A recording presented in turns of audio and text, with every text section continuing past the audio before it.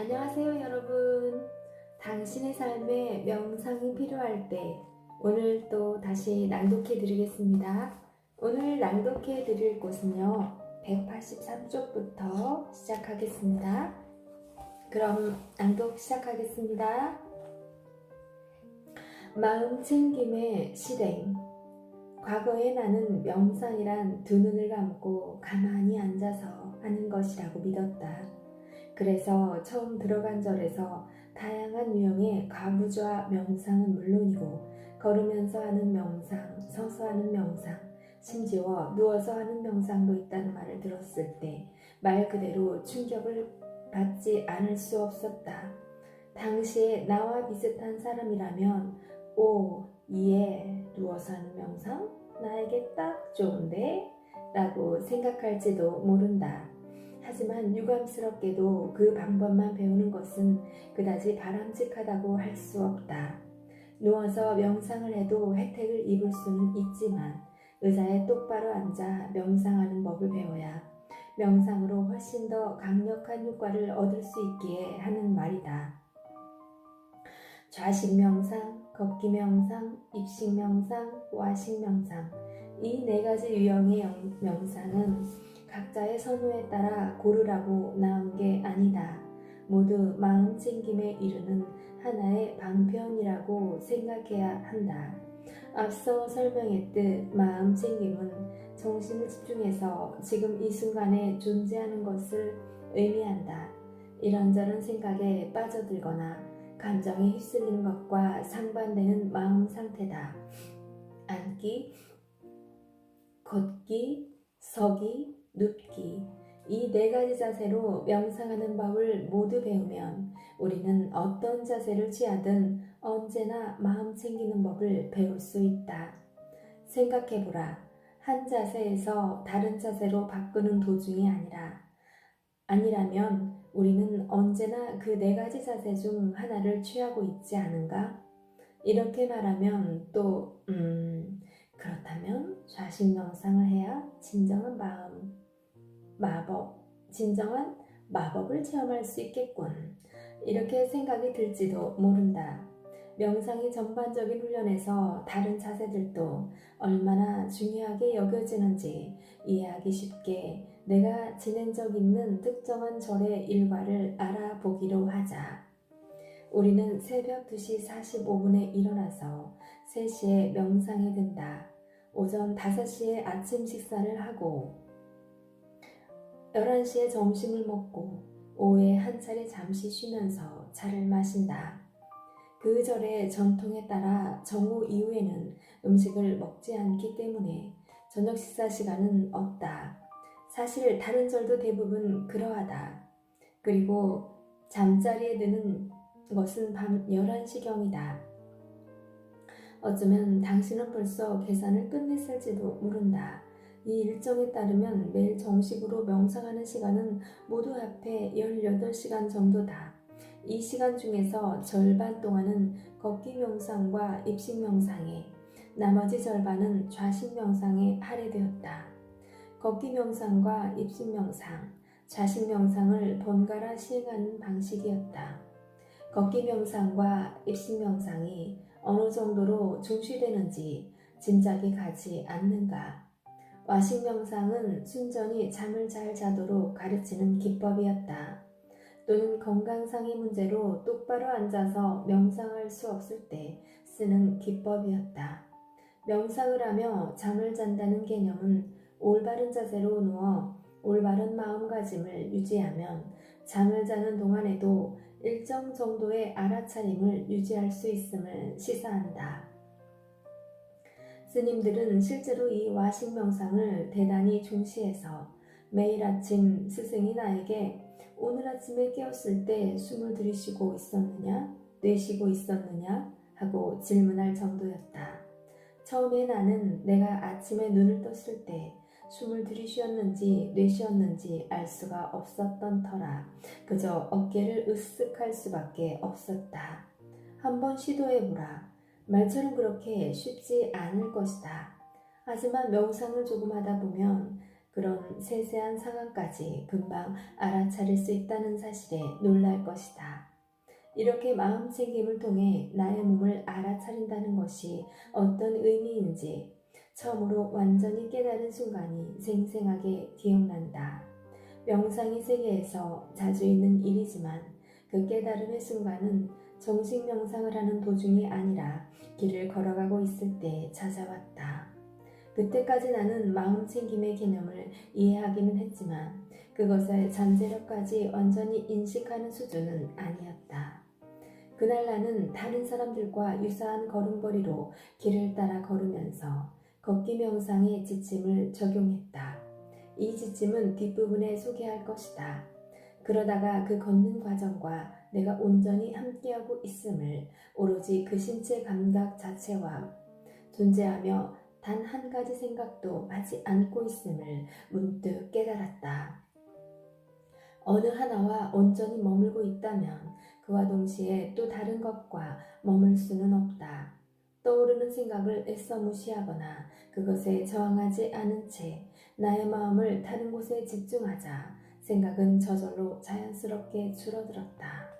얼핏 듣기에 그 깨달음은 그리 비범해 보이지 않을지도 모른다. 사실 당연한 말처럼 들리기도 한다. 하지만 그게 그렇게 당연하다면 우리는 언제나 마음을 특정한 한 곳에 잡아둘 수 있어야 한다. 수많은 생각에 사로잡히는 바람에 스트레스가 생기기 때문이다. 따라서 마음이 한 번에 오직 한 곳에만 머물 수 있다는 것은 커다란 깨달음이었다. 물론 마음이 한 곳에서 다른 곳으로 순식간에 옮겨가서 한 번에 여러 곳에 존재한다는 느낌이 들 때도 있다. 하지만 그 느낌은 착각일 뿐이다. 당시의 상황에 대해 다시 설명하면 내가 걸으면서 신체 감각에 100% 주의를 기울이자 실제로 나의 마음은 더는 생각에 빠져들지 않았다. 그것을 깨닫자 나는 이제부터는 언제나 이 순간에 존재하고 잡다한 생각이 주의를 흐트러뜨리지 않는 정말로 환상적인 새로운 삶을 살 수 있을 거라는 기대에 한껏 부풀어 올랐다. 하지만 그런 상상에 너무 흥분한 나머지 2, 3분도 지나지 않아 마음 챙김을 모두 놓쳐버리고 다시 생각에 사로잡히고 말았다.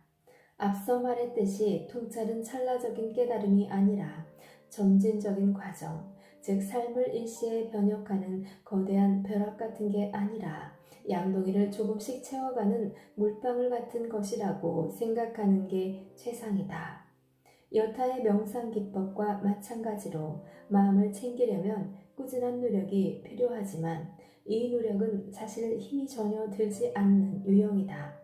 그 노력이란 것이 생각이나 감정에 사로잡혀 있을 때 그것을 알아차려야 한다는 점을 기억하고 그렇게 알아차린 순간 특정한 집중 지점으로 주의를 되돌리는 정도이기 때문이다. 그 집중 지점이 먹고 있는 음식의 맛인지 문을 여닫는 팔의 움직임인지 의자를 누르고 있는 몸의 무게인지 샤워 중에 피부에 닿는 물의 느낌인지 운동하고 있을 때 뛰는 심장의 소리인지 안고 있는 아기의 느낌인지 양치 중에 풍기는 치약의 냄새인지 물을 마시는 단순한 행위인지는 중요하지 않다. 알아차림은 당신이 행하는 크고 작은 모든 일에 적용할 수 있다. 예외란 없다. 수동적인 활동 중이든 역동적인 활동 중이든 실내에서든 야외에서든 업무 중이든 놀이 중이든 홀로 있을 때든 타인과 함께 있을 때든 언제든지 마음챙김으로 알아차림을 구현할 수 있다.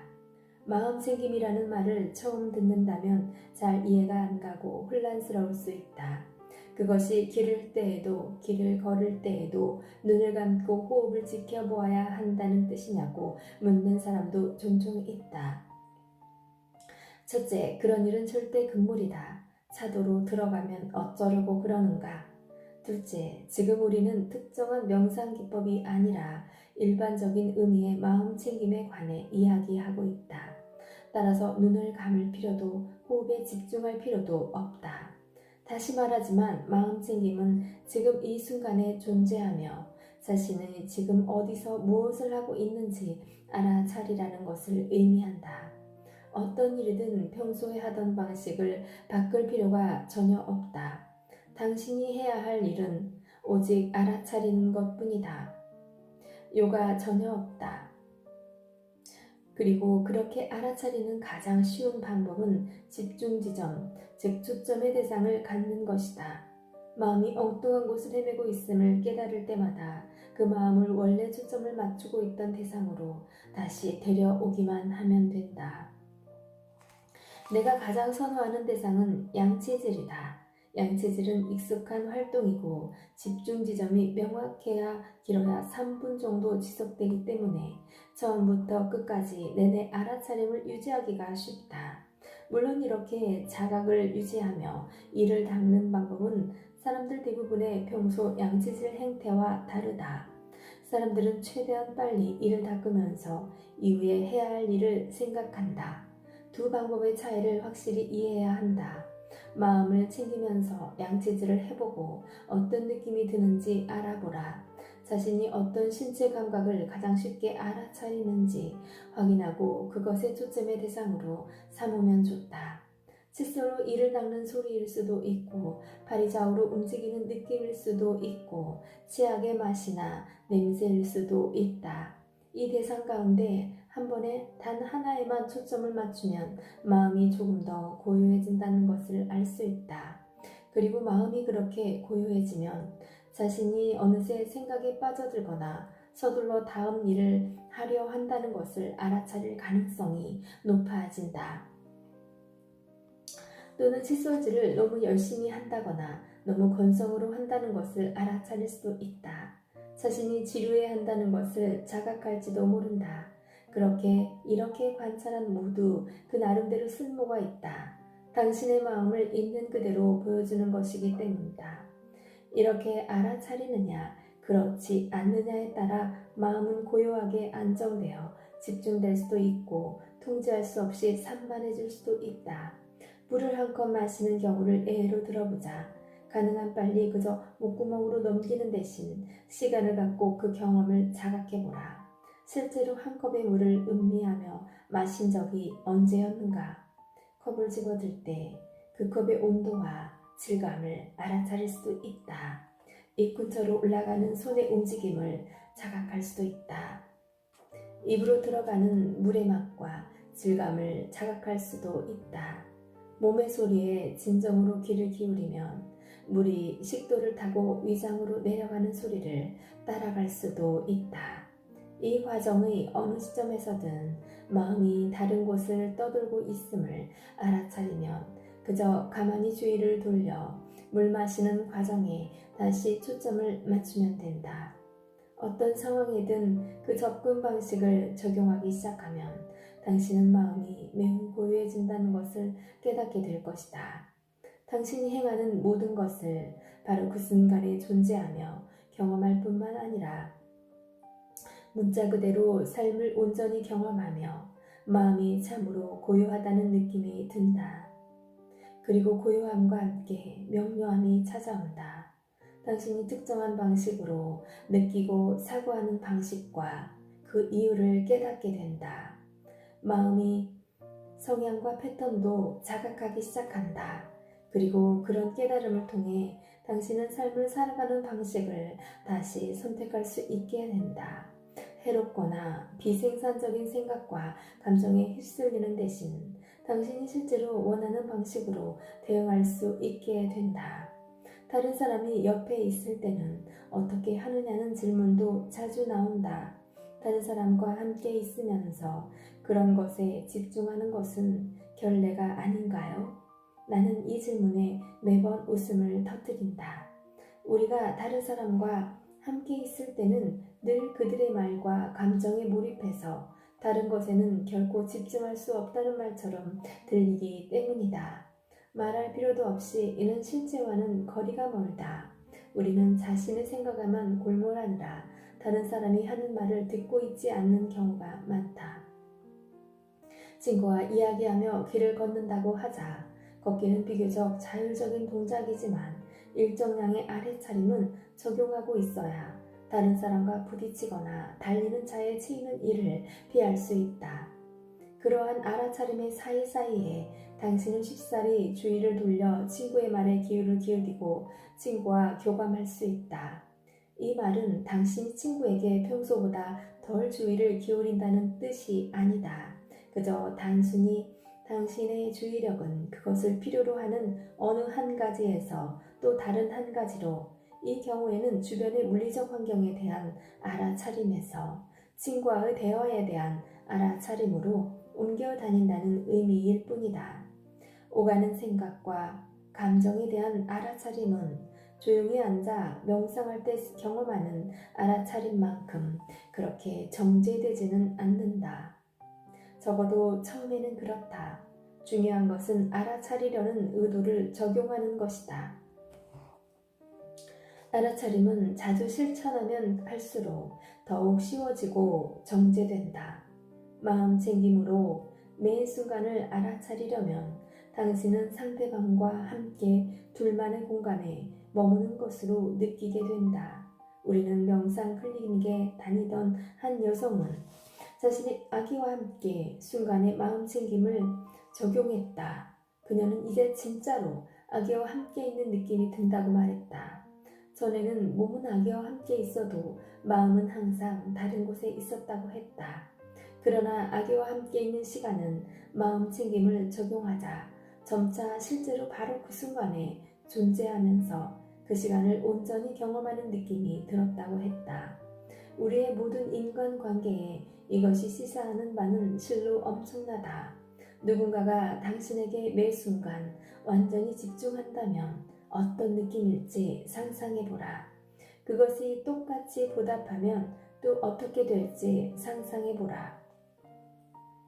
마음 챙김의 좋은 점은 이렇듯 그것을 실천하기 위해 따로 시간을 낼 필요가 없다는 것이다. 그저 당신이 하는 행위에 매 순간 집중하도록, 그러면서 다른 생각에 빠지지 않도록 마음을 훈련하기만 하면 된다. 이것은 마음을 수행할 시간이 없다고 주장하는 사람들에게 해주고 싶은 말이다. 오래전에 태국에서 스님으로 수행한 미국인 명상가의 이야기를 들은 적이 있다. 그는 1960년대나 1970년대 무렵 아시아 여행에서 나선 히피 무리에 끼어 태국에 왔다. 여행을 하다 명상에 관심이 생긴 그는 정식으로 배워보기로 결심했다. 그는 태국에서 제일 유명한 명상의 대가가 있다는 절을 찾아 그곳에 머물며 명상 수행을 시작했고 결국 스님이 되었다. 수행 일과는 모든 면에서 대단히 엄격한 가운데 정규적인 명상과 노동을 번갈아 하는 것으로 구성되었다. 그들의 일과에서 명상 시간은 모두 합쳐 8시간이었다. 절이나 선원에서 지내본 적이 없는 사람은 8시간을 무척 길다고 여길 것이다. 하지만 수행의 맥락에서 볼 때 8시간은 꽤 짧은 편이다. 물론 그 절에서도 나머지 시간 역시 마음을 수행하는 데 소요되었지만 대부분 일상의 잡일에 마음 챙김으로 알아차림을 적용하는 방식의 훈련이었다. 당시에도 아시아 전역의 여행 루트가 잘 개발되어 있었던 터라 그가 수행하는 절에도 찾아오는 서양인이 많았다. 그들은 2주 정도 머물다 다시 여행길에 나서곤 했는데 어느 절에서든 그곳에서 수행 중인 서양인을 만나면 대화를 나누기 마련이었다. 그 남자는 그런 여행들과 대화를 나누다 이웃 미얀마의 절에서는 스님들이 하루에 18시간 정도씩 명상을 하고 있다는 말을 들었다.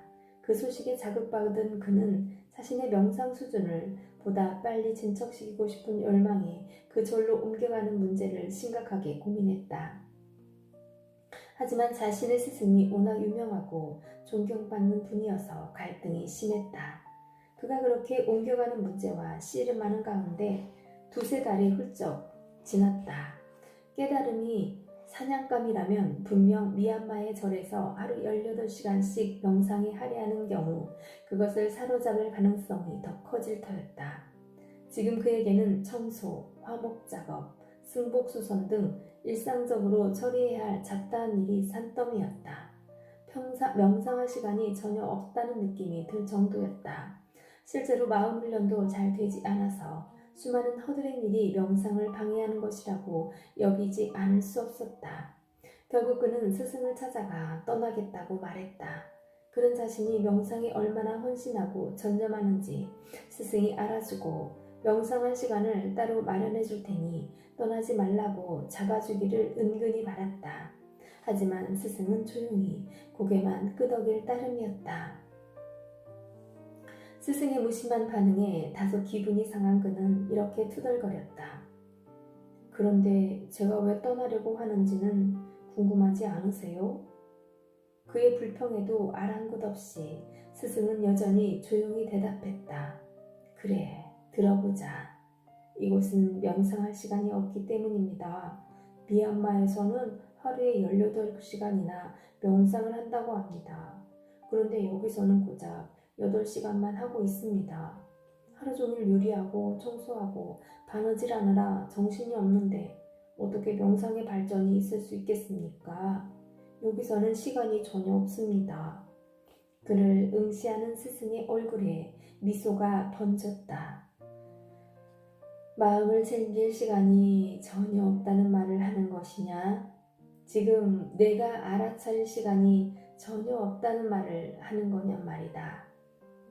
그 남자는 자신의 생각에만 골몰한 나머지 처음에는 질문의 요점을 완전히 놓치고 이렇게 대받았다. 맞습니다. 할 일이 너무 많아 그 순간에 존재할 시간이 없습니다. 이제 스승은 웃음을 터뜨렸다. 그러니까 내 말은 마당을 쓸고 있을 때 마당을 쓰는 행위를 알아차릴 시간이 없다는 것이냐? 승복을 다룰 때 다름질하는 행위를 알아차릴 시간이 없다는 말이냐? 마음을 훈련하는 이유는 더 많이 알아차리기 위해서야. 눈을 감고 법당에 앉아 있든 눈을 뜨고 마당을 쓸고 있든 내가 알아차리는데 쓸 수 있는 시간의 양은 똑같은 거다. 그 남자는 한마디도 할 수가 없었다. 마음 훈련에 관해 자신이 잘못 알고 있음을 깨달았기 때문이다. 많은 사람이 그러하듯 그는 꼼짝 않고 앉아 명상하는 동안에만 마음을 훈련할 수 있다고 믿었다. 나도 마찬가지였다. 하지만 마음 훈련은 훨씬 유연한 활동이다. 마음 챙김을 적용하면 우리가 무엇을 하든지 똑같은 마음 상태를 유지할 수 있음을 알 수 있다. 육체적인 활동에 치중하는지 정신적인 활동에 치중하는지는 중요하지 않다. 집에서 의자에 앉아있든 자전거를 타고 도로를 달리든 알아차릴 수 있는 시간은 똑같다. 직업의 유형도 중요하지 않다. 우리는 예외 없이 하루 24시간을 똑같이 살아간다. 따라서 알아차림을 훌륭한 시간은 누구에게나 똑같이 주어진다. 신체 감각을 알아차리든 감정이나 생각을 알아차리든 그 생각의 내용을 알아차리든 그 모두가 알아차림이다. 알아차릴 시간은 언제나 있다는 뜻이다. 점으로 이어지는 하루. 어렸을 때 즐겨 그리던 점 잇기 그림을 기억하는가? 작은 점을 순서대로 이어나가면 특정한 모양이 완성되는 그림 말이다. 우리는 그저 촘촘히 찍은 점을 선으로 이으면서 마치 어떤 걸작을 창조하고 있는 듯 느끼면 그만이었다. 이 점 잇기 그림에 대해 언급하는 이유는 그것으로 마음 챙김이 하루에 단 한 차례로 끝나는 명상 수행이 아니라 수십 차례로 이어질 수 있는 것임을 보여주기 위해서다. 백지를 한 장 준비해서 가로로 천천히 직선을 그어보라. 아무리 눈이 좋고 손재주가 좋다고 자를 대고 긋지 않는 이상 군데군데 구불구불 그려질 것이다. 이 직선이 아침부터 밤까지 이어지는 알아차림의 연속성을 상징한다고 하자. 알아차리면 보통 고요한 느낌이나 집중하는 느낌, 방향을 알고 있는 느낌을 갖게 된다. 그리고 기억할 점이 있다. 꼭 유쾌한 느낌을 경험하지 않더라도 당신은 여전히 감정 주변의 공간, 어느 정도 균형 잡힌 관점, 특정한 감정의 안정성을 느낄 수 있다. 그러나 백지에 그린 직선처럼 사람들 대부분의 경우 알아차림의 연속성이 중간중간 흔들려서 불안정해 보인다. 아침에 눈을 뜰 당신이 주말이라는 생각에 날아갈 듯 즐거운 기분이 드는 경우가 있다. 하지만 곧 아직 금요일이라는 사실을 깨닫는다면 갑자기 우울해진다. 침대에서 일어나 한 발 내딛다가 웅크린 고양이에 걸려 넘어진다. 벌컥 욕을 내뱉으며 욕실로 향한다. 아침을 먹고 기분이 조금 나아지니 그렇게 형편없는 날이 되지 않을 거라는 생각이 든다. 집을 막 나서는데 사장에서 사장한테 문자가 날아온다. 내용을 보니 오늘 야근을 해야 한다는 것이다. 당신은 생각한다. 늘 이런 식이야. 매번 나라니까. 현관을 나서 문을 쾅 닫고 씩씩거린다. 회사에 도착해서 보니 야근 문자를 받은 사람은 당신만이 아니다. 모든 직원이 야근해야 한다는 것을 알고 언짢은 기분이 조금 풀린다. 사무실 테이블 위에 커다란 케이크가 놓인 게 눈에 들어온다. 갑자기 모정의 기대감에 얼굴에 미소가 번진다. 오늘이 누구 생일인가 보네. 어서 커피 타임이 되면 좋겠어. 그러다 케이크에 대해 조금 더 생각한다. 얼마 전부터 다이어트를 생각했고 지금까지 아주 잘 참아왔는데 케이크를 정말로 먹고 싶은가? 그런데 또 생각해보니 역시 얼마 전부터 자신을 더 사랑하고 스스로 대접하라는 말을 실천해오고 있다. 그렇다면 케이크를 먹어줘야 하지 않겠는가? 이제 당신은 혼란스럽다. 케이크를 먹고 싶기도 하고 먹고 싶지 않기도 하다. 그렇게 하루가 흘러간다. 아침에 눈 뜨는 순간부터 밤에 잠드는 순간까지 당신 주변에서 일어나는 그 모든 좋은 일과 나쁜 일에 매번 사로잡힌 채 하루를 보낸다. 온종일 변함이 없는 유일한 것은 당신의 생각이 당신이 느끼는 방식을 결정한다는 사실뿐이다. 이렇게 제대로 알아차리지 못하면 매 순간 생각이 주도권을 잡는다. 이제 다른 방식으로 상상해보자. 이번에는 백지의 작은 점이 잔뜩 찍혀 있다고 하자. 한쪽에서 다른 쪽으로 아주 촘촘하게 가지런히 찍혀 있다. 이제 직선이 되게 점을 연결한다. 이번에는 직선을 그리기가 훨씬 더 쉬워진다. 당신은 점 하나를 바로 옆에 있는 점과 차례차례 연결하는 일에만 집중하면 된다. 다른 쪽 끝부분까지 미리 고민할 필요는 없다. 단지 바로 옆에 점까지 해 2mm만 생각하면 된다. 직선을 그리는 일이 갑자기 쉬워진다. 여전히 그 직선이 하루의 알아차림, 더불어 감정의 안정성을 나타낸다는 비유를 이어가면 이것은 실로 희소식이 아닐 수 없다. 아침에 10분 명상을 하는 동안에만 마음 챙김을 실행한 후 다음날 아침 명상까지 23시간 50분 동안은 그냥 버티려고 하지 말고 마음 챙김은 온종일 적용할 수 있는 행위로 여기는 것이 바람직하다.